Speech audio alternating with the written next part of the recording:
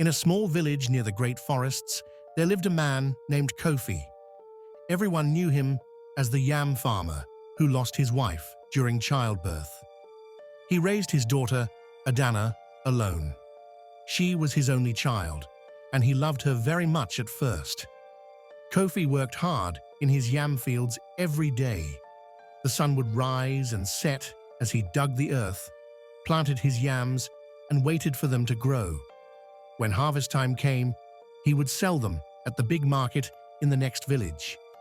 The other villagers said he was a good farmer, but they whispered that something was not right in his head. As Adana grew older, she helped her father in everything. She cooked his meals, cleaned their small mud house, and even helped him in the yam fields. But Kofi was becoming stranger with each passing season. The death of his wife had left a darkness in his heart that grew like weeds in an untended garden. One thing that everyone in the village knew was that Kofi did not like noise, not even a little. When the children played and laughed near his house, he would chase them away with angry shouts.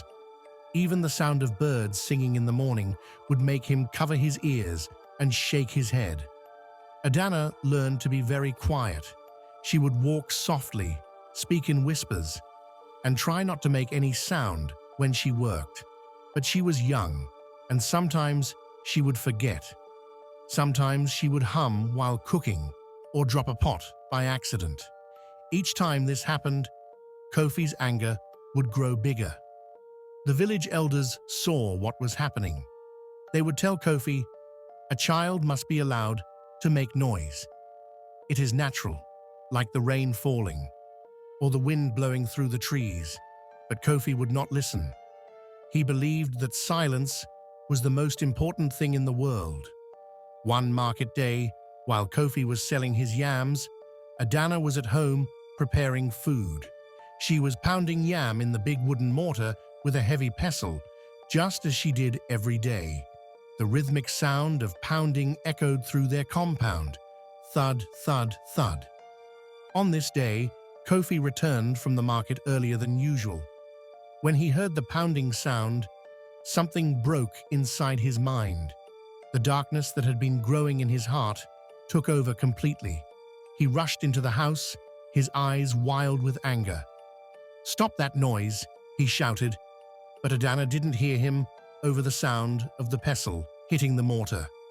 She continued pounding, trying to make the yams smooth for their evening meal.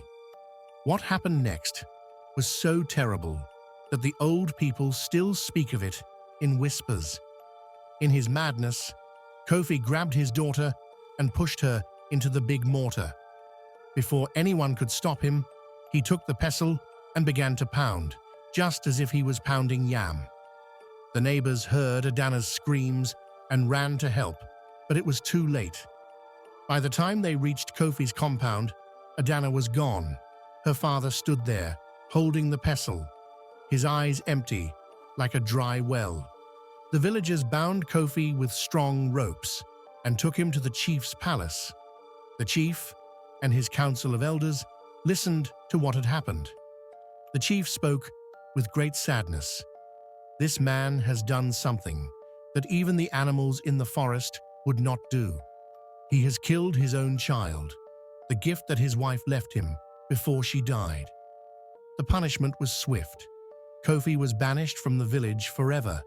He was made to walk into the deep forest where dangerous spirits lived. Nobody ever saw him again. Some say the forest spirits turned him into a hollow tree that makes no sound, even when the wind blows through it. After this happened, the village made a new law. Every child was allowed to make noise, to laugh, to play, and to sing. They built a special place in the middle of the village where children could be as loud as they wanted. They called it Adana's Place. Years passed, and the story spread to other villages. Parents would tell it to their children, not to frighten them, but to remind themselves that a child's laughter is more precious than silence.